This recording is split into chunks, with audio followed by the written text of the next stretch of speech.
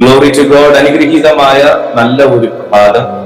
പരിശുദ്ധാത്മാവ് നമുക്ക് എല്ലാവർക്കും ദൈവവചനം കേൾക്കുവാൻ ജീവൻ പകരുന്ന, ശക്തി പകരുന്ന, പ്രത്യാശയും പ്രതീക്ഷയും പകരുന്ന ദൈവവചനം കേൾക്കുവാൻ ദൈവം നമുക്ക് ഒരുക്കിയ ഈ ഭാഗ്യത്തെ ഓർത്ത് കർത്താവിനെ ആഴമായി ഞാൻ സ്തുതിക്കുകയും മഹത്വപ്പെടുത്തുകയും ചെയ്യുന്നു. ഒരിക്കൽ കൂടെ നിങ്ങളുടെ മുമ്പിൽ ദൈവവചനവുമായി വരുവാൻ സർവശക്തനായ ദൈവം നൽകിയ ജീവനെ വിലയ്ക്ക് വാങ്ങാൻ ഈ ഭൂമിയിൽ ധനം പോലെ. കാരണം ഈ ജീവൻ ദൈവത്തിന്റെ പക്കൽ നിന്നുള്ളതാണ്. ഈ ജീവൻ ദൈവത്തിൻ്റെതാണ്. ഈ ജീവൻ കർത്താവിന്റെ ഉടമസ്ഥതയിലുള്ളതാണ്. അതുകൊണ്ട് പിശാചിന് അപഹരിക്കാൻ കഴിയത്തില്ല എന്നുണ്ടെങ്കിൽ ഞാൻ വിശ്വസിക്കുന്നു അത് ദൈവത്തിന്റെ ജീവൻ മാത്രമാണ്. ഈ ഭൂമിയിൽ ഒത്തിരി കുറവുകളുള്ള മനുഷ്യർ ഉണ്ടായിരുന്നു, ഇന്നുമുണ്ട്, ഇനി ഉണ്ടായേക്കാം. കർത്താവിന്റെ വരവ് വരെയും ഒത്തിരി കുറവുകളുള്ള മനുഷ്യർ ഈ ഭൂമിയിലുണ്ടാകും. എന്നാൽ അവർക്ക് വേല ചെയ്ത് അവരുടെ കുറവുകൾ നികത്താനും അവരുടെ ബാധ്യതകൾ തീർക്കാനും കഴിയുമെങ്കിൽ അവർക്കൊന്നു മാത്രമേ ഈ ഭൂമിയിൽ കഴിയാറൂ. അതായത് അവർക്ക് ആത്മീയ പുരോഗതിയിൽ, ആത്മീയ അഭിവൃദ്ധിയിൽ, ആത്മീയ ജീവനിൽ ഒരു കുറവുണ്ടെന്ന് തിരിച്ചറിഞ്ഞാൽ, ആത്മീയ കാര്യങ്ങളിൽ അവർക്കൊരു കുറവുണ്ടെന്ന് തിരിച്ചറിഞ്ഞാൽ അവർക്ക് ഈ ഭൂമിയിൽ വേല ചെയ്താൽ അത് നിറയ്ക്കാൻ പറ്റത്തില്ല. അവർക്ക് ഈ ഭൂമിയിൽ നിന്ന് കടം വാങ്ങിയാൽ അവർക്ക് നിറയ്ക്കാൻ പറ്റത്തില്ല. ഒരു അഭിഷിക്തന്റെ കീഴിൽ പോയി പ്രാർത്ഥിക്കാനിരുന്നാൽ അവർക്കത് നിറയ്ക്കാൻ പറ്റത്തില്ല. അവർക്ക് പ്രാർത്ഥന സ്വീകരിക്കാം, പക്ഷെ നിറയ്ക്കാൻ പറ്റത്തില്ല. അവരുടെ കിണറിൽ നിന്ന് കോരിയാൽ അവർക്ക് നിറയ്ക്കാൻ കഴിയത്തില്ല. പിന്നെ എന്താണ് എന്റെ ജീവിതത്തിൽ ഒരു ആത്മീയ പുരോഗതിയിൽ എനിക്കൊരു വീഴ്ച സംഭവിച്ചു, ഒരു ആത്മീയ വളർച്ചയിൽ എനിക്കൊരു വീഴ്ച സംഭവിച്ചു, ക്രിസ്തുവുമായുള്ള ബന്ധത്തിൽ എനിക്കൊരു വീഴ്ച സംഭവിച്ചു, ക്രിസ്തുവുമായിട്ടുള്ള ആ സഹകരണത്തിൽ ഇപ്പോൾ എനിക്കൊരു കുറവ് വന്നിരിക്കുന്നു, ആത്മീയ ജീവന്റെ അനുഭവത്തിൽ എനിക്കൊരു കുറവ് വന്നിരിക്കുന്നു, ഒരു ശൂന്യത എന്റെ അന്തർഭാഗങ്ങളിൽ ഞാൻ അനുഭവിക്കുന്നു, ഒരു വരൾച്ച പോലെ എനിക്ക് തോന്നുന്നു. എന്താണ് ചെയ്യുക? എനിക്ക് അതിൽ നിന്ന് പുറത്തു വരാം, അല്ലെങ്കിൽ എന്റെ ആ ഒരു ഘട്ടത്തെ ജയിക്കാൻ എനിക്ക് എങ്ങനെയാണ് സാധിക്കുക? എന്റെ ജോലി കൊണ്ട് സാധിക്കത്തില്ല, കടം വാങ്ങൽ കൊണ്ട് സാധിക്കത്തില്ല, ബന്ധങ്ങൾ കൊണ്ട് സാധിക്കത്തില്ല, ഞങ്ങളുടെ സഭാപാസ്റ്ററെ കൊണ്ട് സാധിക്കത്തില്ല, ഒന്നും സാധിക്കത്തില്ല. എന്താ ചെയ്യാൻ സാധിക്കുക? സറണ്ടർ ആകുക. നിങ്ങൾക്ക് വ്യക്തിപരമായി മാത്രമേ, ദൈവത്തിൽ നിന്ന് മാത്രമേ നിങ്ങൾക്ക് ഈ കുറവ് പരിഹരിക്കാൻ കഴിയൂ. ക്രിസ്തുവിന് മാത്രമേ നിങ്ങൾക്ക് നികത്താൻ കഴിയാത്ത, എന്നാൽ നിങ്ങൾ തിരിച്ചറിയുന്ന ആ കുറവ് നിങ്ങളുടെ ജീവിതത്തിൽ പരിഹരിക്കാൻ കഴിയും. അതുകൊണ്ടാണ് പ്രിയപ്പെട്ടവരെ, എന്തൊക്കെ ചെയ്തിട്ടും, എത്ര മെസ്സേജ് കേട്ടിട്ടും, എത്ര പ്രവചന ശബ്ദം കേട്ടിട്ടും ആ സമയത്തേക്കല്ലാതെ അടുത്തൊരു ഘട്ടത്തിലേക്ക് നിങ്ങൾക്ക് മൂവ് ചെയ്യാൻ കഴിയാത്ത എന്താണെന്ന് ചോദിച്ചത്, നിങ്ങളും മെസ്സേജുമായിട്ടാണ് ബന്ധം, നിങ്ങളും ദൈവദാസനുമായിട്ടാണ്. ഞാൻ പറയുന്നു, നിങ്ങളും മെസ്സേജുമായി ബന്ധമുണ്ടായിരിക്കുന്നത് പോലെ തന്നെ, നിങ്ങളും ദൈവദാസനുമായി ബന്ധമുണ്ടായിരിക്കുന്ന പോലെ തന്നെ ഞാൻ നിങ്ങളെ പരിചയപ്പെടുത്തുന്നു, നിങ്ങളും ക്രിസ്തുവുമായി വ്യക്തിപരമായ ഒരു ബന്ധമുണ്ടായിരിക്കും. നിങ്ങളും യേശുവുമായി വ്യക്തിപരമായ ബന്ധമുണ്ടായിരിക്കും. കേരളം എന്ന് കേട്ടാൽ തിളയ്ക്കണം ചോര ഞരമ്പുകളിൽ എന്ന് നാം പൊതുവെ ഒരു ഇത് കേട്ടിട്ടുണ്ടല്ലോ. പാർട്ടിയൊന്നും ഞാൻ പറയുന്നില്ല, കേട്ടിട്ടുണ്ടല്ലോ നിങ്ങൾ. എന്തായാലും കേരളം എന്ന് കേട്ടാൽ തിളയ്ക്കണം ചോര ഞരമ്പുകൾ എന്ന് പറയുന്നത് പോലെ തന്നെ ക്രിസ്തു എന്ന് കേട്ടാൽ നമ്മുടെ ഞരമ്പിൽ ചോര തിളയ്ക്കുന്നില്ലെന്നുണ്ടെങ്കിൽ എന്തോ പഠിച്ചു, കാര്യമായിട്ട് എന്തോ പഠിച്ചു. കാരണം ഈ കേരളത്തിൽ എനിക്ക് വേണ്ടി ജീവൻ തന്നതും എന്റെ യേശുമാണ്, എനിക്ക് വേണ്ടി രക്തം തന്നതും എന്റെ യേശുമാണ്. അതുകൊണ്ടാണ് ഈ റെക്കോർഡിങ്ങിന് മുന്നേ ഞാൻ ആ നാമം പറഞ്ഞപ്പോ എന്റെ കണ്ണ് നിറഞ്ഞതും എന്റെ ഹൃദയം വിങ്ങിയത്. എനിക്കതിനകത്ത് ലജ്ജയില്ല, എനിക്കതിനകത്ത് നാണക്കേടില്ല. എന്തിനാ സഹോദരങ്ങളെ, ഡോക്ടറുടെ മുമ്പിൽ പോയി കരയുന്നതിനേക്കാൾ, മനുഷ്യരുടെ മുമ്പിൽ പോയി കരയുന്നതിനേക്കാൾ, പ്രഭുക്കന്മാരുടെ മുമ്പിൽ പോയി കരയുന്നതിനേക്കാൾ, കൂട്ടുകാരുടെ മുമ്പിൽ പോയി കരയുന്നതിനേക്കാളും ക്രിസ്തുവിന്റെ മുമ്പിൽ കരയുന്നതിന് ലജ്ജിക്കേണ്ട കാര്യമില്ലല്ലോ. ഞാൻ കരഞ്ഞത് ഒരിക്കലും എന്റെ കടവാര ഓർത്തോണ്ട, കടവാര ഇല്ലാഞ്ഞിട്ടുമല്ല. ഞാൻ ഓർത്തത് ഞാൻ കരഞ്ഞത് ഒരിക്കലും എന്റെ കുറവുകൾ ഓർത്തോണ്ടല്ല, കുറവുകൾ ഇല്ലാഞ്ഞിട്ടുവൻ. ഞാൻ ഓർത്തത് ഒന്നും എന്റെ ലൈഫിലെ കാര്യങ്ങൾ, എന്റെ പൊതുവായ കാര്യങ്ങൾ ഒന്നും ഓർത്തിട്ടല്ല. അതിനകത്തൊക്കെ ഇനിയും പൂർത്തീകരണങ്ങൾ വരാനുണ്ട്. ഞാൻ ഓർത്ത് എനിക്ക് സങ്കടം വന്നതും എനിക്ക് വേദന വന്നതും എന്റെ കണ്ണ് നിറഞ്ഞതും യേശുക്രിസ്തു എന്നെ സ്നേഹിച്ചു എന്ന വലിയ സത്യം അറിഞ്ഞതുകൊണ്ട് മാത്രം കാര്യമില്ല. അറിഞ്ഞതുകൊണ്ടും അല്ല എനിക്ക് സങ്കടം വന്നേ. ഞാൻ എത്ര പ്രാവശ്യം ഇതിനെ തള്ളിപ്പറഞ്ഞു, ഞാൻ എത്ര പ്രാവശ്യം ഈ മാർഗം വിട്ടുപോയി, ഞാൻ എത്ര പ്രാവശ്യം ഇതിനെ ഞാൻ ഒഴിവാക്കി കളഞ്ഞു, ഞാൻ എത്ര പ്രാവശ്യം ഇതിനെ അവിശ്വസിച്ചു, ഞാൻ എത്ര പ്രാവശ്യം സ്വർഗത്തിലേക്ക് നോക്കി ക്രിസ്തുവിനെ പരിഹസിച്ചു, പഴിച്ചു. ഞാൻ എത്ര പ്രാവശ്യം ഈ മാർഗത്തെ ഞാൻ തള്ളിപ്പറഞ്ഞു. വേണ്ടരിക്ക് ഉരിഞ്ഞ് ഞാൻ കളയുക എന്ന് പറഞ്ഞ് എത്ര പ്രാവശ്യം ഞാൻ കളഞ്ഞു. ഞാൻ ഉരിഞ്ഞു കളഞ്ഞതിനെ ഞാൻ വീണ്ടും എടുത്തുടുത്തു. ഞാൻ ഛർദ്ദിച്ചതിലേക്ക് ഞാൻ വീണ്ടും തിരിഞ്ഞു ചെന്നു. എന്നിട്ടും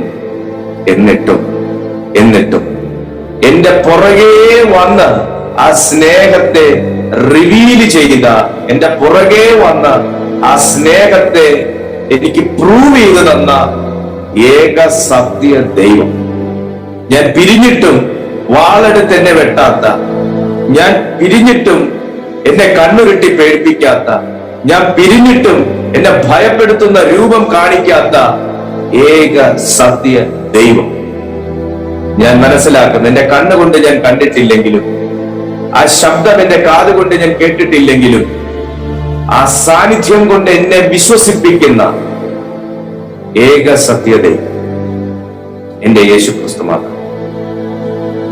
നീ കണ്ണുകൊണ്ട് കണ്ടിട്ടാണോടാ വിശ്വസിക്കുന്നേ? അല്ല. നീ കാതുകൊണ്ട് കേട്ടിട്ടാണോടാ വിശ്വസിക്കുന്നേ? യേശുവിന്റെ ശബ്ദം ഞാൻ കേട്ടിട്ട്. പിന്നെ നീ എന്തടിസ്ഥാനത്തിലാണ് വിശ്വസിക്കുന്നത്? ഏറ്റവും വലിയ അടിസ്ഥാനം ഈ പുസ്തകത്തിലൂടെ എന്നോട് സംസാരിച്ചു എന്നോ, അതാർക്കും എന്നെ തർക്കിക്കാൻ പറ്റും. ഇന്ന് സംസാരിച്ചുകൊണ്ടിരിക്കുന്നു എന്നുള്ളതാ, ഇന്നലെ രാത്രി വരെ സംസാരിച്ചു എന്നുള്ളത്. രണ്ടാമത്തെ അടിസ്ഥാനം ആ യേശുവിന്റെ സാന്നിധ്യം എനിക്ക് അനുഭവിക്കാൻ കഴിയും. എന്റെ അനുഭവത്തെ ആർക്കും സെൻസ് ചെയ്യാനായിട്ട് കഴിയും. അല്ലാതെ US നിന്ന് പണം വന്നിട്ടല്ല ഈ മാർഗം വിശ്വസിക്കുന്നു. അല്ലാതെ ഏതൊക്കെ രാജ്യങ്ങളിൽ നിന്ന് ചുമ്മാ അക്കൗണ്ടിലേക്ക് തട്ടുന്നോണ്ടല്ല. പിന്നെ കമ്മട്ടടിക്കുന്ന അവരെ വീട്ടിലാണ്. ദൈവത്തെ ഓർത്ത്, ദൈവത്തെ നിങ്ങൾ വിശ്വസിച്ചില്ലെങ്കിലും കുഴപ്പമില്ല. ദൈവത്തെ വിശ്വസിച്ചില്ലെങ്കിലും കുഴപ്പമില്ല. അവന്റെ പരിശുദ്ധാത്മാവിന് നേരെ ദൂഷണം പറയുക.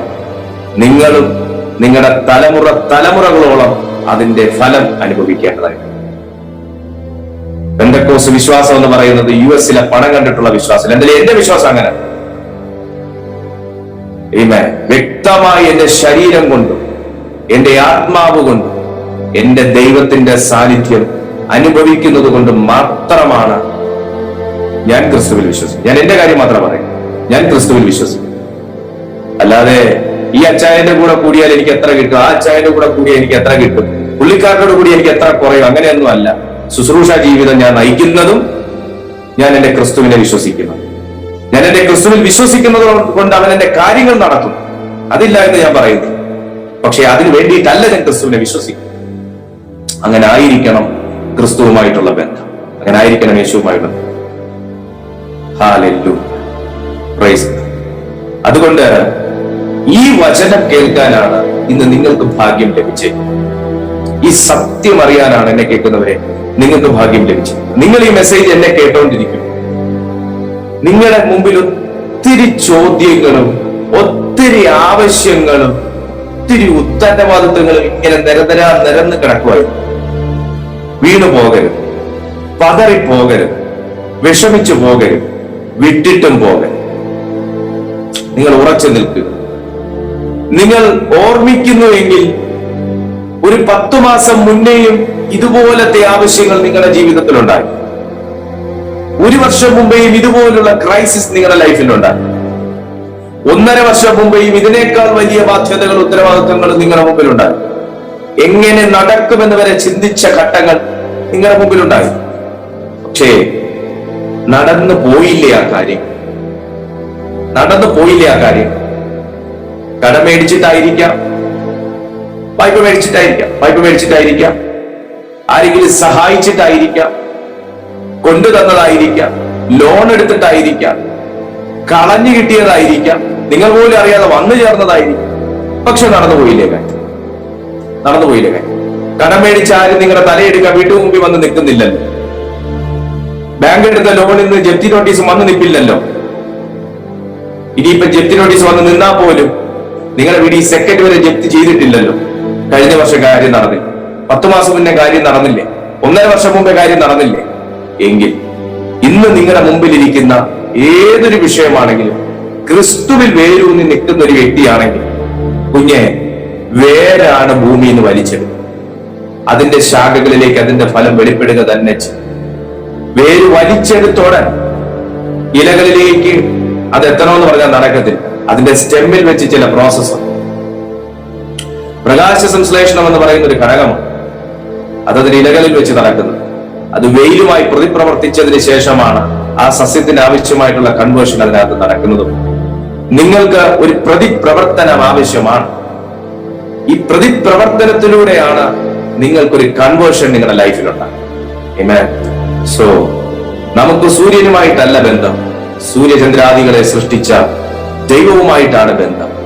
ആ ദൈവവുമായിട്ടുള്ള ബന്ധത്തിൽ, ആ പ്രതിപ്രവർത്തനത്തിലൂടെ, ആ ദൈവവചനത്തോടുള്ള പ്രതിപ്രവർത്തനത്തിലൂടെ, ദൈവ സാന്നിധ്യത്തോടുള്ള പ്രതിപ്രവർത്തനത്തിലൂടെ ഒരു പുതിയ പ്രോഡക്റ്റ് നിങ്ങളിൽ ഉൽപ്പാദിപ്പിക്കപ്പെടും. അതാണ് ഞാൻ പറഞ്ഞ കൺവേർഷൻ.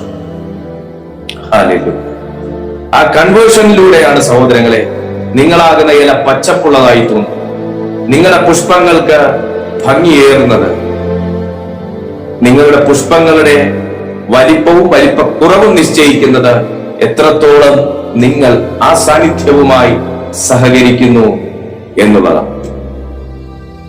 ഇന്ന് പകലിലും ആ വചനമാണ് ദൈവം നിങ്ങളെ കേൾപ്പിക്കാൻ ഈ യൂട്യൂബിലേക്ക് കൂട്ടി വരുത്തിയിരിക്കുന്നത്, ഈ സൂമിലേക്ക് നിങ്ങളെ വിളിച്ചിരിക്കുന്നത്. അങ്ങനെയെങ്കിൽ ഇന്ന് പകൽ ദൈവത്തിന് എന്തോ നിങ്ങളിൽ ചെയ്യാനുണ്ട്. എല്ലാ ദിവസവും രാവിലെ ഞങ്ങളുടെ ഈ മീറ്റിംഗ് നടക്കും സൂം പ്ലാറ്റ്ഫോമിലാണ്. അതിന്റെ ഡിസ്ക്രിപ്ഷൻ അതിന്റെ ലിങ്ക് നിങ്ങൾക്ക് ഡിസ്ക്രിപ്ഷൻ ബോക്സിൽ നിങ്ങൾക്ക് കാണാൻ കഴിയും. ഒപ്പം ഞങ്ങൾ നിങ്ങൾക്കായി പ്രാർത്ഥിക്കാൻ സദാ സന്നദ്ധരാണ്. പ്രയർ ലൈൻ നമ്പർ ഉണ്ട്, അല്ലെങ്കിൽ നിങ്ങൾക്ക് വീഡിയോയിൽ കാണുന്ന കോൺടാക്ട് നമ്പർ ഉണ്ട്. നിങ്ങൾക്ക് വിളിക്കാം, ഞങ്ങൾ നിങ്ങൾക്കായി പ്രാർത്ഥിക്കും. മറ്റുള്ളവർക്കും നിങ്ങൾക്ക് ഈ ലിങ്ക് പങ്കുവയ്ക്കാം. നിങ്ങളുടെ സ്വാതന്ത്ര്യം, നിങ്ങളുടെ ഇഷ്ടം. പക്ഷേ മെസ്സേജ് കേൾക്കുന്ന നിങ്ങളോട് എനിക്ക് പറയാനുള്ളത്, നിങ്ങൾ ക്രിസ്തുവുമായി ബന്ധമുള്ള ഒരു വ്യക്തിയായിരിക്കും. ക്രിസ്തുവുമായി ബന്ധമുള്ള ഒരു വ്യക്തി ആയിരിക്കണമെങ്കിൽ നിങ്ങൾ വചനവുമായി ബന്ധമുള്ള ഒരു വ്യക്തിയായിരിക്കും. വചനവുമായി ബന്ധമുള്ള ഒരു വ്യക്തിയാണെങ്കിൽ നിങ്ങൾ എങ്ങോട്ടെങ്കിലും ഒരു റോങ് മൂവ്മെന്റ് നിങ്ങൾ നടത്തുകയാണെങ്കിൽ ഉറപ്പായിട്ട് ഒരു ഇൻഡിക്കേഷൻ നിങ്ങളുടെ ആത്മാവിൽ നിന്ന് നിങ്ങൾക്ക് ലഭിക്കും. അത് റോങ് ആണ്, അത് തെറ്റായ വഴിയാണ്, അധികം ദൂരം അതിലൂടെ സഞ്ചരിക്കാൻ പറ്റത്തില്ല. അതിന്റെ മുന്നിൽ വലിയ അഗാധ ഗർത്തമാണ്. അതുകൊണ്ട് അവിടുന്ന് തിരിഞ്ഞു പോയിക്കൊള്ളുക എന്ന് നിങ്ങളുടെ അന്തരാത്മാവിൽ നിന്നായിരിക്കും നിങ്ങൾക്ക് ഇൻഡിക്കേഷൻ ലഭിക്കും. സുവചനവുമായും ക്രിസ്തുവുമായും ഒരു ബന്ധം നിങ്ങൾക്കുണ്ടായിരിക്കട്ടെ എന്ന് പ്രാർത്ഥിച്ചുകൊണ്ട് യോഹന്നാന്റെ സുവിശേഷം 21-ാമത്തെ അധ്യായം ഇന്നലെ നാം ചിന്തിച്ചു വെച്ച വചനമായിരുന്നു. അതിന്റെ 1-ാമത്തെ വാക്യം മുതൽ ഞാൻ ഒന്നും കൂടെ വായിക്കും. അതിന്റെ ശേഷം യേശു പിന്നെയും തിബരിയാസ് കടൽക്കരയിൽ വെച്ച് ശിഷ്യന്മാർക്ക് പ്രത്യക്ഷനായത് ഈ വിധമായി: ശീമോൻ പത്രോസും ദിദിമോസ് എന്ന തോമസും ഗലീലയിലുള്ള കാനായിലെ നഥനയും സെബദി മക്കളും അവന്റെ ശിഷ്യന്മാരിൽ വേറെ 2 പേരും ഒരുമിച്ച് കൂടി. സഹോദരങ്ങളെ, നിങ്ങൾ ഈ എണ്ണ ഒന്നെടുക്കുക.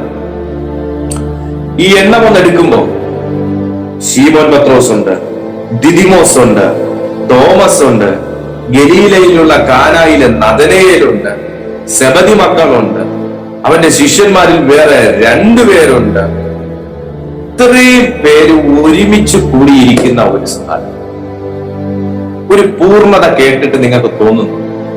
ഞാൻ വായിച്ചിട്ട് എനിക്കൊരു പൂർണ്ണത തോന്നുന്നില്ല. ഇത്രയും പേരുണ്ട്. ഒരാൾ പിണങ്ങിയാലും മറ്റൊരാളുണ്ട് മിണ്ടാൻ. ഒരാൾ ഊമനായി പോയാലും ബാക്കി വ്യക്തികളുണ്ട് സംസാരിക്കുന്നവരായി. ഒരാൾ തമാശ പറഞ്ഞില്ലെങ്കിൽ അടുത്തൊരാൾ തമാശ പറയാൻ, ഒരാൾ ആശ്വസിപ്പിച്ചില്ലെങ്കിൽ അടുത്തൊരാൾ ആശ്വസിപ്പിക്കാറുണ്ട്, ഒരാൾ ഫുഡ് ഉണ്ടാക്കിയില്ലെങ്കിൽ അടുത്തൊരാൾ ഫുഡ് ഉണ്ടാക്കാനുണ്ട്. ഇത്രയും പേരുണ്ട്. എങ്ങനെയൊക്കെ നാം കാൽക്കുലേറ്റ് ചെയ്താലും ഇത്രയും എണ്ണം ആൾക്കാരുണ്ട്. എന്നാൽ നിങ്ങൾക്കൊരു പൂർണ്ണത തോന്നുന്നുണ്ടോ? ഞാൻ ഈ വചനം വായിച്ചു, വചനം പൂർണ്ണതയുള്ളതാണ്. ഞാൻ പറയുന്ന ഈ കൗണ്ടിൽ നിങ്ങൾക്കൊരു പൂർണ്ണത തോന്നുന്നു, ഈ വ്യക്തികളിൽ നിങ്ങൾക്കൊരു പൂർണ്ണത തോന്നുന്നു? എനിക്ക് തോന്നുന്നില്ല. കാരണം ഇതിനകത്ത് ശീമോൻ പത്രോസും എന്റെ യേശുവും മാത്രം മതിയായിരുന്നു ഞാനത് പൂർണ്ണതയാണ്.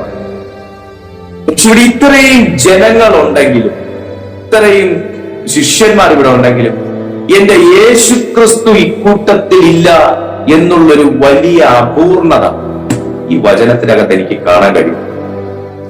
ഈ വചനത്തിനകത്ത് എനിക്ക് കാണാൻ കഴിയുന്നുണ്ട് എന്നുള്ളത് മാത്രമല്ല, യേശു ക്രിസ്തു ഇക്കൂട്ടത്തിൽ ഇല്ലാത്തതിന്റെ എല്ലാ കുറവും ഇതിനകത്ത് കാണാൻ കഴിയും.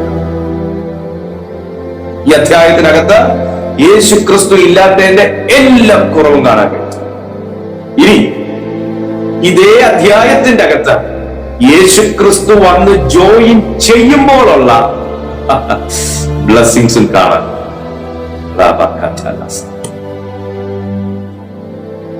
ആദ്യത്തെ 3 അധ്യായങ്ങൾ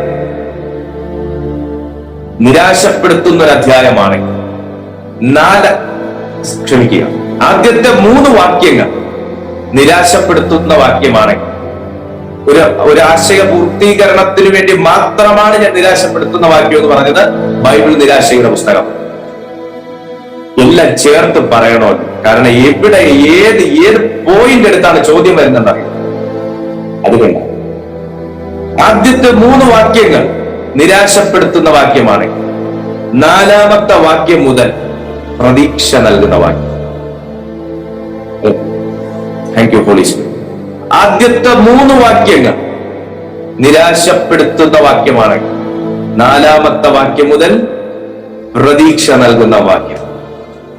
ആദ്യത്തെ 3 ദിവസങ്ങൾ നിരാശ നൽകിയ ഒരു കല്ലറയുടെ ദിവസം ഉണ്ടായിരുന്നെങ്കിൽ, 4ാമത്തെ പ്രഭാതം എന്ന് പറയുന്നത് അത് പ്രതീക്ഷയുടെ ഒരു പ്രഭാതമാണ്.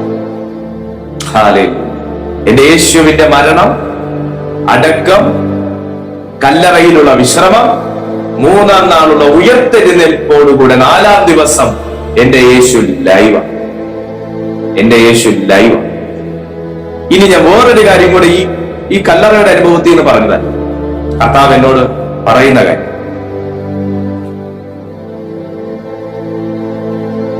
ജീവിച്ചിരിക്കുന്ന ഒരു മനുഷ്യന്റെ ജീവിച്ചിരിക്കുന്ന കാലയളവിൽ അവനെ കുറിച്ച് പറഞ്ഞാൽ അവന്റെ ഡെസിഗ്നേഷനെ കുറിച്ചും പൊസിഷനെ കുറിച്ചും അവന്റെ എന്തെങ്കിലും പറഞ്ഞാൽ വിലയുണ്ട്, പവറുണ്ട്. ഞാനൊരു IG ആന്ന് വെക്കുക, അല്ലെങ്കിൽ ഞാനൊരു ഇന്ത്യൻ പ്രസിഡന്റാന്ന് വെക്കുക. ഇന്ത്യൻ പ്രസിഡന്റായി ഞാൻ തുടരുന്ന കാലയളവിൽ എന്റെ പേര് നിങ്ങൾ എവിടെ പറഞ്ഞാലും വിലയാ ഭയമാ. Indian president. ഇനി ഞാൻ ആ കസേരയിൽ ഇരിക്കുന്ന കാലം വരെ എന്റെ പേര് പറഞ്ഞാൽ വിലയാ. നിങ്ങൾക്ക് എവിടെ പോയാലും നിങ്ങൾക്ക് ഓപ്പണിങ്, നിങ്ങൾക്ക് 7 സ്റ്റാർ വെൽക്കം ആയിരിക്കും ആ കസേരയിൽ ഇരിക്കുന്ന കാലം വരെ. മനുഷ്യനെ സംബന്ധിച്ച് ഇരുന്ന് മരിച്ചു എന്ന് വെച്ചോ, ഒരു വ്യക്തി ഇരുന്ന് മരിച്ചു, ഇന്ത്യൻ പ്രസിഡന്റ് ആയിരുന്ന ഒരു വ്യക്തി ഇരുന്ന് മരിച്ചു എന്ന് വെച്ചു, ആളില്ല. ഞാൻ നമ്മുടെ ഇന്ത്യൻ പ്രസിഡന്റിനെ കുറിച്ചല്ല പറയുന്നത്, ഞാനൊരു ആശയം മാത്രം കൊണ്ടുവരുന്നത്. ഇന്ത്യൻ പ്രസിഡന്റ് ആയിരുന്ന ഒരു വ്യക്തി ആ കസേരയിൽ ഇരുന്ന് തന്നെ മരിച്ചു എന്ന് വെച്ചു. നിങ്ങൾ ആ പുള്ളിയുടെ പേര് പറഞ്ഞ ഏതെങ്കിലും ഡോറ് തുറക്കും? പുള്ളി ആയിരുന്നല്ലോ, പുള്ളി ഇപ്പൊ ഇല്ലല്ലോ. പുള്ളിക്കാരൻ ഉണ്ടായിരുന്നെങ്കിൽ നമുക്കൊന്ന് നോക്കായിരുന്നു. അദ്ദേഹത്തിന്റെ ഒരു ലെറ്റർ പാഡോ അദ്ദേഹത്തിന്റെ ഒരു റെക്കമെൻഡേഷനോ കൊണ്ടെങ്കിൽ നമുക്ക് നോക്കായിരുന്നു. സോറി, ഇപ്പോ നമുക്ക് നിലവിൽ നമുക്ക് അതിന് സ്കോപ്പ് ഇല്ല, കാരണം പുള്ളി ഇരുന്ന് മരിച്ചു പോയല്ലോ. ഇനി മരിച്ച ഇദ്ദേഹത്തിന്റെ വർഷം പറഞ്ഞ എന്തെങ്കിലും സാധ്യത ഉണ്ടോ? ഇല്ല. പുള്ളിയുടെ കല്ലറ ചൂണ്ടിക്കാണിച്ച വല്ല സാധ്യതയുണ്ടോ? ഇല്ല. പുള്ളിയുടെ കല്ലറയെ കുറിച്ച് പറഞ്ഞ വല്ല ഗുണമുണ്ടോ? ഇല്ല. പക്ഷെ എന്നെ സംബന്ധിച്ച് ചിന്തിപ്പിക്കുന്ന ഒരു കാര്യം, യേശു എന്ന് പറഞ്ഞാലും പൈശാചിക മണ്ഡലത്തിന് പേടിയാണ്, യേശുവിന്റെ കല്ലറ എന്ന് പറഞ്ഞാലും പൈശാചിക മണ്ഡലത്തിന് പേടിയാണ്, യേശു ചെയ്തുകൊണ്ടിരുന്ന കാര്യം പറഞ്ഞാലും പൈശാചിക മണ്ഡലത്തിന് പേടിയാണ്, യേശു മരിച്ചു എന്ന് പറഞ്ഞാൽ പേടിയാണ്, ഉയർത്തെഴുന്നേറ്റു എന്ന് പറഞ്ഞാൽ പേടിയാണ്, അവനെ അടിച്ചു എന്ന് പറഞ്ഞാൽ പേടിയാണ്, അടിയിലൂടെ ഏറ്റ മുറിപ്പാടുകൾ എന്ന് പറഞ്ഞാൽ അവന് പേടിയാണ്, അതിലൂടെ ഒഴുകിയ രക്തം എന്ന് പറഞ്ഞാൽ അവന് പേടിയാണ്. കല്ലറ തുറന്നു എന്ന് പറഞ്ഞാൽ പേടിയാണ്, അടക്കപ്പെട്ടു എന്ന് പറഞ്ഞാൽ പേടിയാണ്, ക്രൂശിൽ ആരോഗ്യത്തിലായി എന്ന് പറഞ്ഞാൽ പേടിയാണ്, മൂന്നാണികളിൽ തൂങ്ങി എന്ന് പറഞ്ഞാൽ പേടിയാണ്, ക്രൂശിൽ ജയോത്സവം കൊണ്ടാടി എന്ന് പറഞ്ഞാൽ പേടിയാണ്, അവൻ ഉയർത്തെഴുന്നേറ്റു എന്ന് പറഞ്ഞാൽ പേടിയാണ്, കല്ലറ തുറന്നു എന്ന് പറഞ്ഞാൽ പേടിയാണ്, പുനരുദ്ധാനത്തിന്റെ ശക്തി എന്ന് പറഞ്ഞാൽ പേടിയാണ്, മരണപാശങ്ങൾ എന്ന് പറഞ്ഞാൽ അവന് പേടിയാണ്, അതിനെ ജയിച്ചു എന്ന് പറഞ്ഞാൽ അവന് പേടിയാണ്. എന്താ പേടിയില്ല?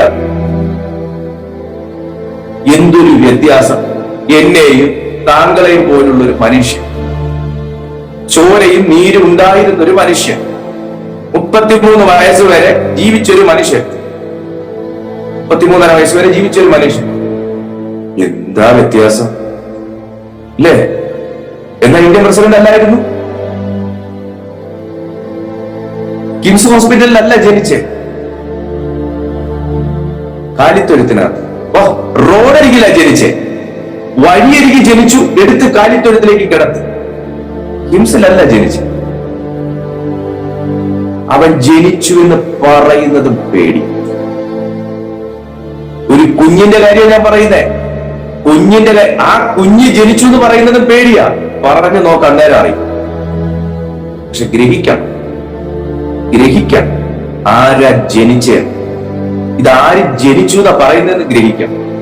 നോവൽ വായിക്കുന്ന പോലെ ഒന്ന് വായിച്ചിട്ട് പുറപ്പെട്ട ഒരു കാര്യം ഗ്രഹിക്കാം. പക്ഷേ ഞാൻ ഇങ്ങനെ ഒരു വലിയ കഥാപാത്രത്തെ ഞാൻ കണ്ടിട്ടേ ഇല്ല എന്റെ ലൈഫ്. ഇപ്പൊ മനസ്സിലാവും എനിക്ക് യേശു എന്ന് കേട്ട തിളയ്ക്കുന്നതിന്റെ കാര്യം. യേശു എന്ന് കേട്ടാലും എനിക്ക് തിളയ്ക്കും, ഈ നാമം പറഞ്ഞുകൊണ്ട് വേണ്ടാതീനെ കാണിച്ചാലും എനിക്ക് തിളയ്ക്കും. അങ്ങനെയുള്ളവരോടാണ് ഞാൻ ചൂടായിട്ട് സംസാരിക്കുന്നത്. പ്രതികരിക്കുക തന്നെ ചെയ്യും. പ്രതികരിക്കുക തന്നെ ചെയ്യും. യേശു ഊമനൊന്നും അല്ലായിരുന്നല്ലോ. പള്ളിക്കകത്ത് ആവാസം കാണിച്ചപ്പോ യേശു എന്താ ചെയ്തേ? വെറുതെ ഇരുന്ന് സ്തോത്രം പറഞ്ഞു? ഇല്ല. എവിടെ വടിയെന്ന് നോക്കി, ഇല്ലെങ്കിൽ കർത്താവ് മുരുക്കിന്റെ കമ്പ് വെട്ടിക്കൊണ്ടു മര്യാദയ്ക്ക് ചൊവ്വേ നേരെ ഈ വിശ്വാസത്തിനും ഈ സമൂഹത്തിനും കേടുവരുത്താത്ത രീതിയിൽ ജീവിക്കണം. സത്യം പറഞ്ഞാൽ ഏറ്റവും അധികം ഈ ഒരു സമൂഹത്തെ ആക്ഷേപിക്കുന്ന, പ്രത്യേകിച്ച് പെന്തക്കോസ്ത് എന്നൊരു വാക്ക് പറഞ്ഞ് തീരണ്ട, അതിനിടയ്ക്ക് ആക്ഷേപിച്ച് തള്ളുന്നതിന്റെ പൂർണ്ണ ഉത്തരവാദിത്വം പെന്തക്കോസ്തുകാർക്ക് മാത്രമാണ്. ഞാൻ ഉൾപ്പെടുന്ന കാര്യം പറയുന്നത്, എന്നെ മാറ്റി നിർത്തിയല്ല പറയും, ഞാൻ ഉൾപ്പെടെയുള്ള കാര്യം. എന്റെ എത്രയോ വർത്തമാനങ്ങൾ, എന്റെ എത്രയോ പ്രവർത്തനങ്ങൾ, എന്റെ എത്രയോ ആറ്റിറ്റ്യൂഡുകൾ, എന്റെ എത്രയോ പ്രതികരണങ്ങൾ ഈ സമൂഹത്തിന് ആക്ഷേപം ഉണ്ടാക്കിയിട്ടുണ്ടായിരിക്കാം. എന്നാൽ ഒരുപക്ഷെ ഓപ്പോസിറ്റിൽ നിന്ന് നിൽക്കുന്ന ഒരു വ്യക്തി, ഒരു വിജാതീയനായ ഒരു വ്യക്തി എന്നിൽ നിന്ന് എക്സ്പെക്ട് ചെയ്യുന്നത് അങ്ങനെ ഒരു പ്രതികരണമായിരിക്കണമായിരുന്നില്ല. സോ ഇവനും ഒരു പെന്തക്കോസ്തുകാരൻ, ഇവനാണ് ആത്മാവിന് സത്യത്തിൽ ആരാധിക്കുന്ന ഒരു വ്യക്തി. ഇവനേക്കാൾ എത്രയോ നാമധേയ ക്രിസ്ത്യാനികൾ എത്ര നല്ല രീതിയിൽ ബിഹേവ് ചെയ്യുന്നു എന്ന് ചിന്തിച്ചിട്ടുണ്ടായിരിക്കാം. അപ്പൊ പറ, യേശു അവരെ ശിക്ഷിക്കോ, ഈ മാർഗം പറഞ്ഞ എന്നെ ശിക്ഷിക്കും? ചിന്തിക്കണം സഹോദരങ്ങൾ. ഞാൻ ഇവിടുന്ന് നേരെ കാടും കൊണ്ട് മേളിൽ ചെന്നിട്ട് പെന്തക്കോസ്തിലായിരുന്നു, ഇന്ന സഭയിലായിരുന്നു എന്ന് പറഞ്ഞാൽ ആർക്കും അവിടെ എൻട്രി കിട്ടാനൊന്നും പോകും. ഞാൻ പറയും, നാമധേയ ക്രിസ്ത്യാനി ആദ്യം സ്വർഗസ്ഥനകത്ത് കടക്കും.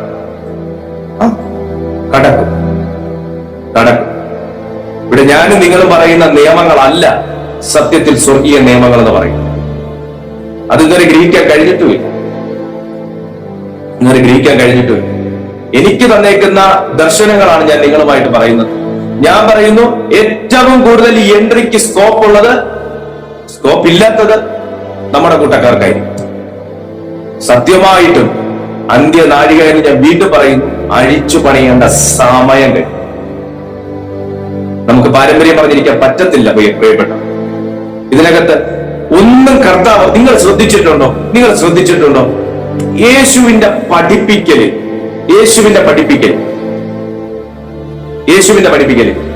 നിങ്ങൾ എന്താകണമെന്നേ യേശു പഠിപ്പിച്ചിട്ടുള്ളൂ എന്നറിയാമോ? ഒരു മനുഷ്യനാകണമെന്നേ പഠിപ്പിച്ചിട്ടുള്ളൂ. അതെന്നെ കാര്യം എന്നറിയാമോ? മൃഗതുല്യമായി ജീവിക്കുന്നു. എന്റെ വീട്ടിൽ ഞാൻ വളർത്തുന്ന നായോട് ഇംഗ്ലീഷ് പറഞ്ഞാലും അതിന് മനസ്സിലാകത്തില്ല, മറാഠി പറഞ്ഞാലും മനസ്സിലാകത്തില്ല, മലയാളം പറഞ്ഞാലും മനസ്സിലാകത്തില്ല. അതിനാകെ 2 കാര്യം അറിയാം. ഒന്ന് അതിന്റെ പേര്, 2 ഖാന കഴിക്കുക. ഈ 2 കാര്യം അറിയാം. ഇതേ അവസ്ഥയാണ് മനുഷ്യന്റെ. കഴിക്കുകയും പേര്, ഇത് 2 മാത്രമാണ്. വേറൊന്നും അവർക്കറിയില്ല. വേറെ വികാരമില്ല അവർക്ക്. സ്നേഹം എന്ന വികാരമില്ല, അനുസരണ എന്ന വികാരമില്ല, വിശുദ്ധി എന്ന വികാരമില്ല, സിമ്പതിയില്ല, സഹതാപമില്ല, കരുണയില്ല, വിശ്വസ്തതയില്ല, ഇന്ദ്രിയ ജയമില്ല, ഒന്നുമില്ല. ഇതൊന്നും ഒരു ദിവസം കൊണ്ട് സംഭവിക്കുന്ന കാര്യമല്ല, ഒരു ദിവസത്തേക്ക് നിർത്തേണ്ട കാര്യമല്ല, എല്ലാ ദിവസവും നിർത്തേണ്ട. Thank you Jesus. എന്നാൽ കർത്താവ് നമ്മോട് പറഞ്ഞത് മനുഷ്യരായിട്ട് ജീവിക്കാനെ പഠിപ്പിച്ചിട്ടുണ്ട്. യേശു സൂപ്പർമാനായിട്ടല്ല ഇവിടെ പറഞ്ഞു നടക്കും, ആണോ? അല്ല. യേശു സൂപ്പർമാനായിട്ട് പറഞ്ഞു നടക്കുമായിരുന്നു? അല്ല. മനുഷ്യനായിട്ട് ജീവിച്ചു. അതുകൊണ്ടാ സഹോദരൻ നഷ്ടപ്പെട്ടിരുന്ന മാർത്തമറിയ വീട്ടിലേക്ക് യേശു പോയെ. ഇനി അവരുടെ വിശ്വാസം ഹേതുവായിട്ടാണ് അവിടെ ഉയർപ്പിക്കലെന്നാണ് പറയും സഹോദരൻ. ഈ കൂട്ടം ഞാൻ ഈ വായിച്ച ഈ കൂട്ടം പൂർണ്ണതയുള്ളതാണ്? അല്ല. യേശു ഇല്ലാത്തതൊന്നും പൂർണ്ണതയുള്ളതല്ല. എത്രയൊക്കെ നിങ്ങൾ വാദിച്ചാൽ യേശു ഇല്ലാത്തതൊന്നും പൂർണ്ണതയുള്ളതല്ല. യേശു ഇല്ലാതെ എന്തിനെങ്കിലും ഇറങ്ങിയിട്ടുണ്ടെങ്കിലും അത് പൂർത്തീകരിക്കപ്പെട്ടിട്ടുണ്ട്. യേശുവിനോട് കൂടെ തുടങ്ങിയത് പൂർത്തീകരിക്കപ്പെടും. യേശുവിനോടുകൂടെ അവസാനിപ്പിക്കുന്നത് ജയിക്കപ്പെടും. യേശുവിനോടുകൂടെ നിങ്ങൾ ഒരു ദിവസം ആരംഭിക്കുന്നു. യേശുവിനോടുകൂടെ ആരംഭിച്ച പലരും ഇപ്പൊ കൂർക്കം വലിച്ചുറങ്ങുവാണ്. കൂട്ടരെ കുറിച്ചല്ല.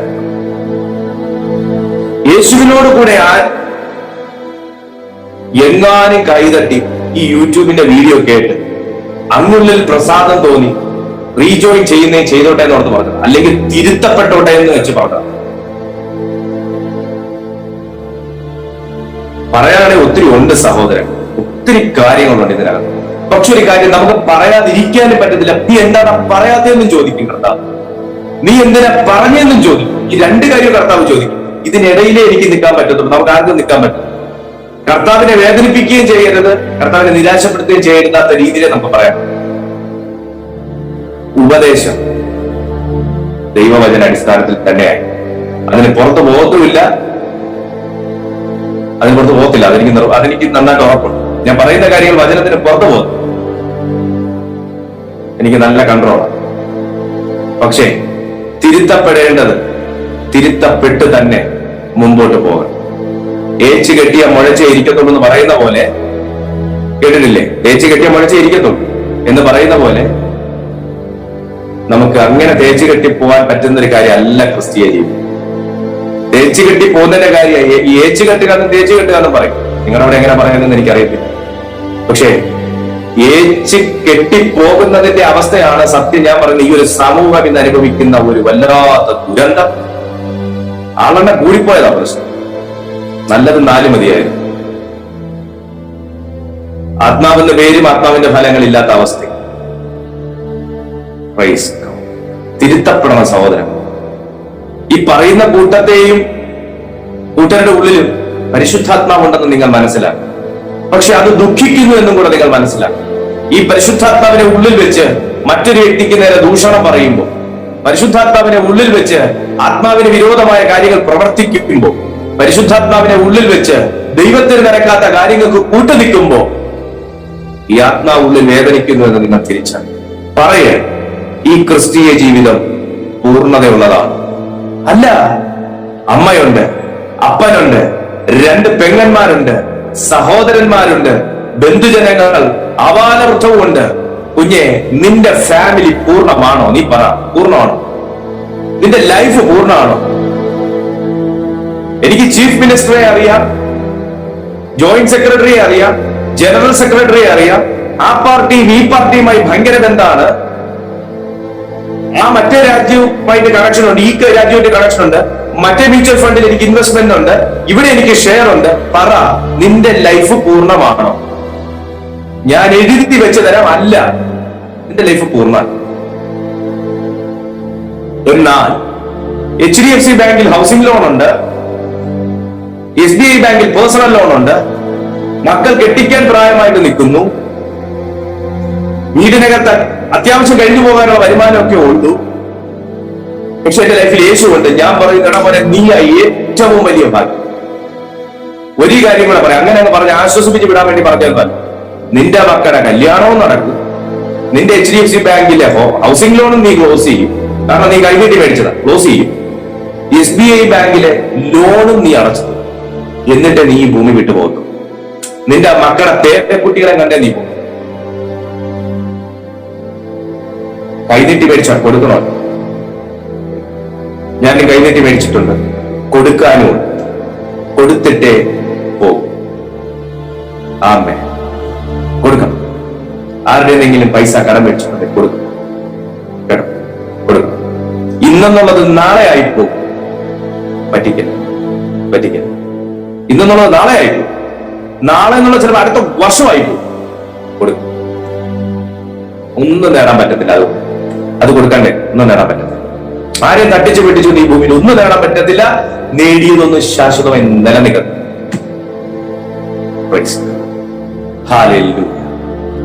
എന്റെ ദൈവം എത്ര വിശ്വസം.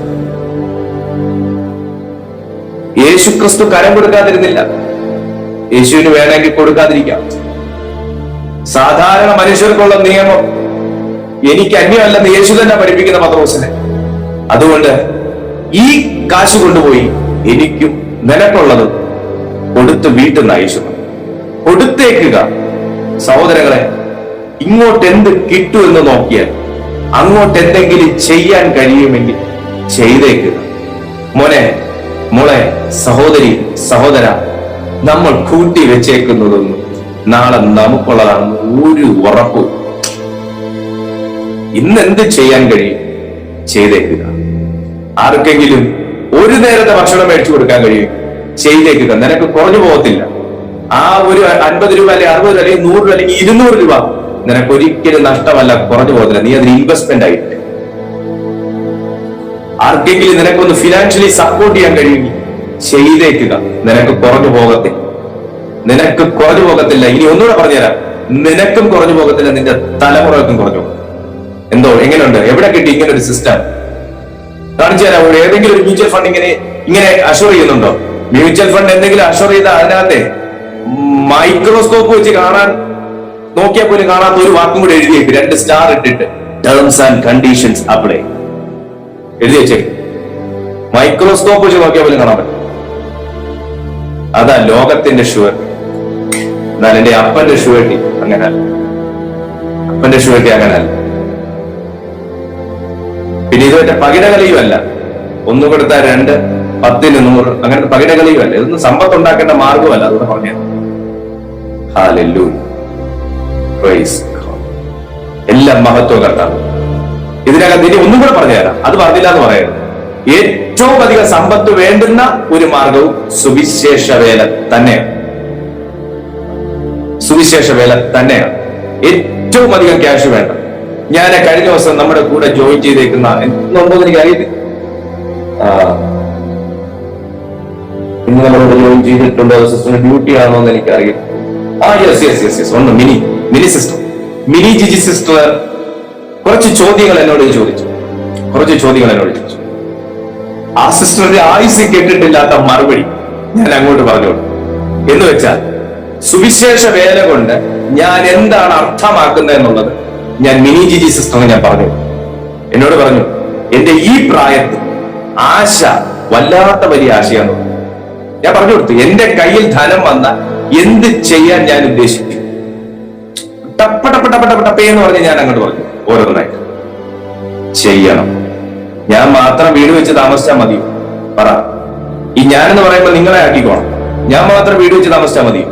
ഞാൻ മാത്രം അന്നം കഴിച്ചാൽ മതിയോ? എന്റെ മക്കളെ മാത്രം കെട്ടിച്ചു വിട്ടാൽ മതിയോ? എന്റെ അമ്മയപ്പന്മാരെ മാത്രം ഞാൻ നോക്കിയാൽ മതിയോ?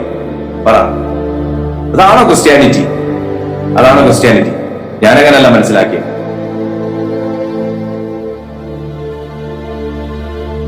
ആ 5-10 ദിവസത്തെ മീറ്റിംഗും കഴിഞ്ഞ്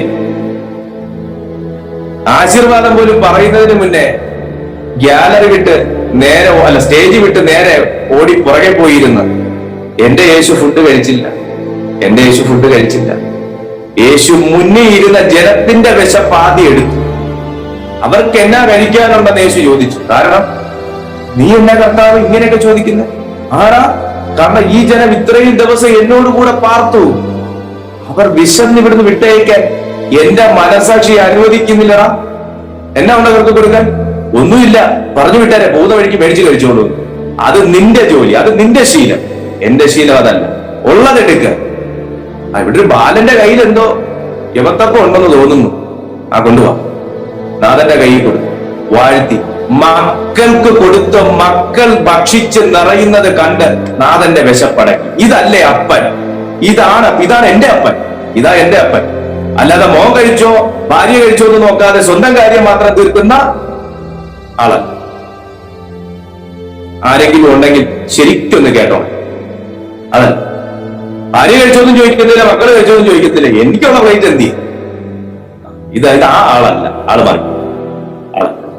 മക്കള് കഴിക്കുന്നത് കണ്ട് തൃപ്തി അടഞ്ഞ ഒരപ്പൻ. ആ അപ്പന്റെ മോനല്ല, ആ അപ്പന്റെ മോനാണ്. ആ സ്വഭാവമേ ഇതിൽ ഉണ്ടാകാൻ പാടും. മറ്റൊരു സ്വഭാവം വരാൻ സാധ്യതയുണ്ട്. ഈ അപ്പന്റെ മോനായത് കൊണ്ട് തന്നെ മറ്റൊരു സ്വഭാവം എന്നിൽ നിന്ന് എഴുന്നേക്കാൻ സാധ്യതയുണ്ട്. അതിനാ അഭിഷേകം എന്നെ മെത്തം. അത് എഴുന്നേൽക്കുന്നു. എനിക്ക് മാത്രം വീട് മതി, എനിക്ക് മാത്രം 2 നില, 2 നിലയുണ്ട്, 3ാമത്തെ നില എന്ന് പറയുന്ന മറ്റൊരു നിയമം എന്നിൽ നിന്ന് എഴുന്നേറ്റ് വരാൻ സാധ്യതയുണ്ടെന്ന് പൗലോസ് പഠിപ്പിച്ചു. അത് പൊങ്ങുന്നത് കണ്ടാലുടൻ ക്രൂശിലെ പണി ചെയ്തോണം. എന്താണെന്നറിയോ? സാത്താന്റെ തല അങ്ങ് ചവിട്ടിത്താക്കി. എന്നിട്ട് നിനക്ക് 1 നിലയുണ്ട്, അല്ലെ 2 നിലയുണ്ട്, നിന്റെ കുടുംബത്തിലെ അംഗങ്ങൾ കൂടുതലുണ്ടെങ്കിൽ നീ 3, 4 നില വെക്കണം. അല്ലാതെ എല്ലാം കൂടെ ഒരു മുറിക്കകത്ത് കിടക്കാൻ പറ്റും. 3, 4 നില വെക്കണം. എന്നിട്ട് ഒരു വീടിന്റെ ക്യാഷ് കയ്യിലുണ്ടെങ്കിൽ മോനെ അതൊരു വീടങ്ങ് വെച്ചു.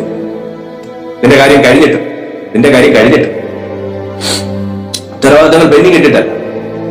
ഇതാ ഞാൻ പഠിച്ചേ. ഇതിനാണ് ഞാൻ പറഞ്ഞ സുവിശേഷം എനിക്ക് പണം.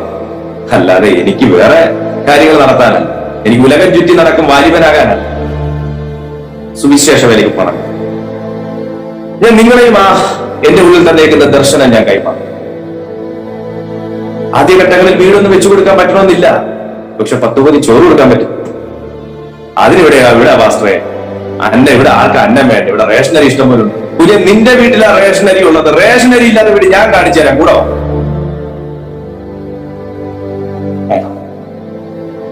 ഞാൻ കഴിഞ്ഞ ദിവസം റേഷനോട് വന്ന് പറഞ്ഞു,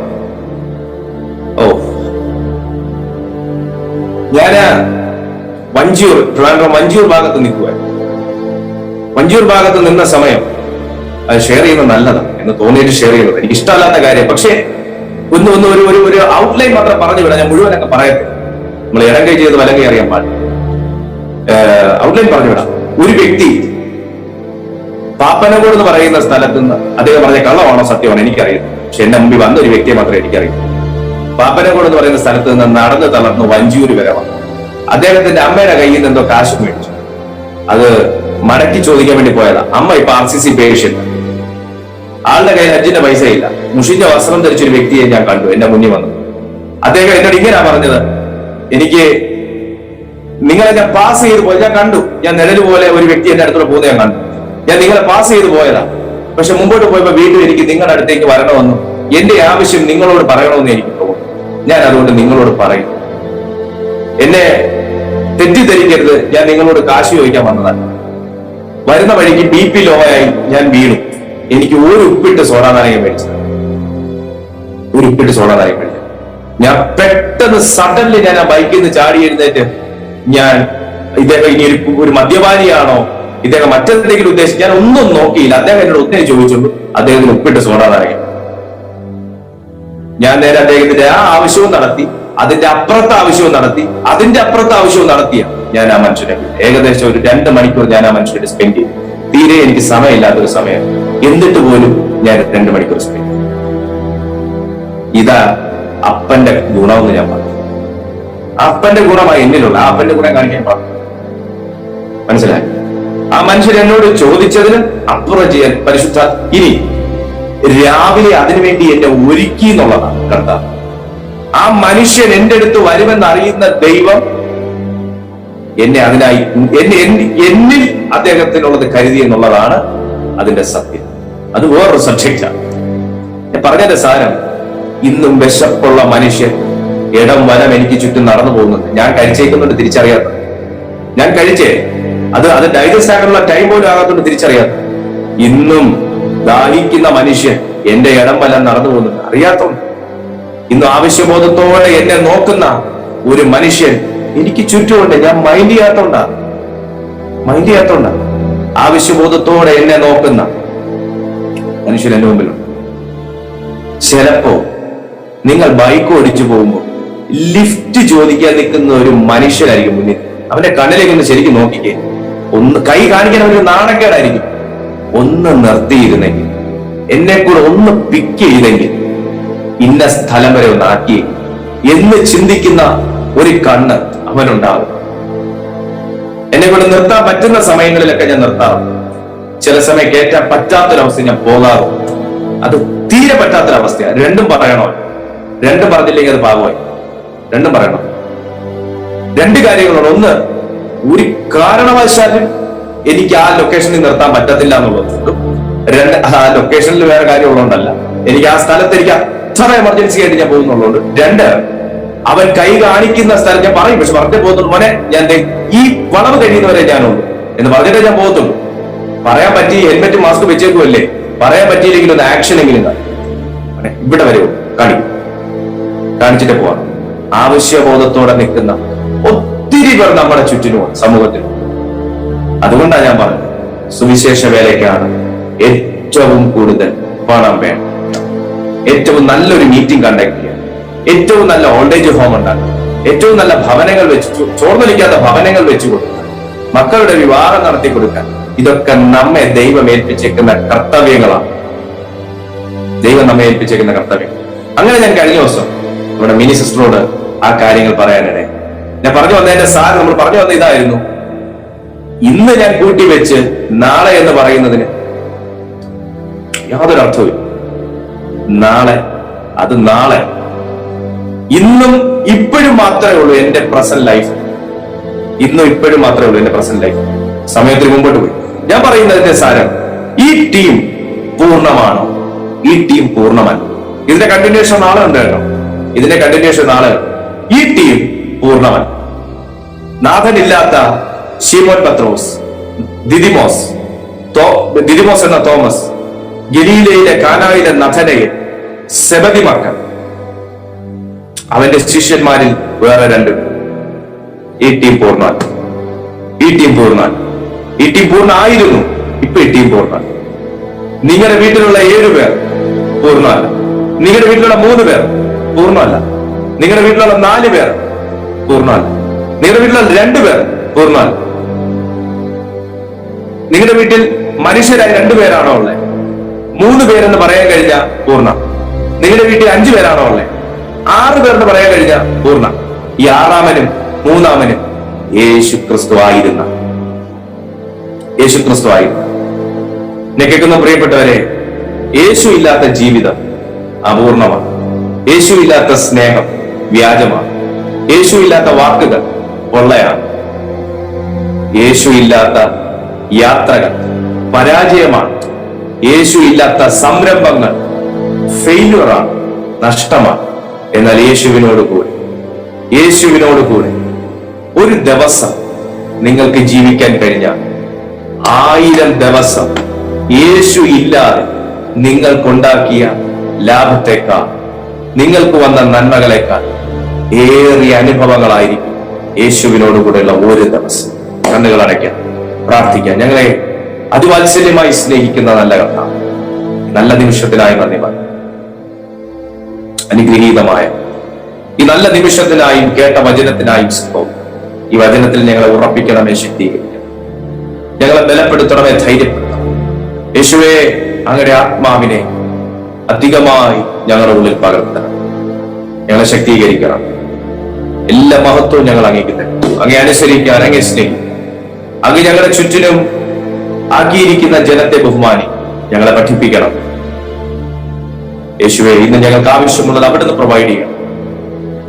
ഞങ്ങൾ അങ്ങേ സ്നേഹിക്കുന്നു പപ്പ. ഞങ്ങളുടെ പ്രാർത്ഥന അവിടുന്ന് കൈക്കൊണ്ടതിനായി യേശുവിൻ നാമത്തിൽ തന്നെ ആമേൻ.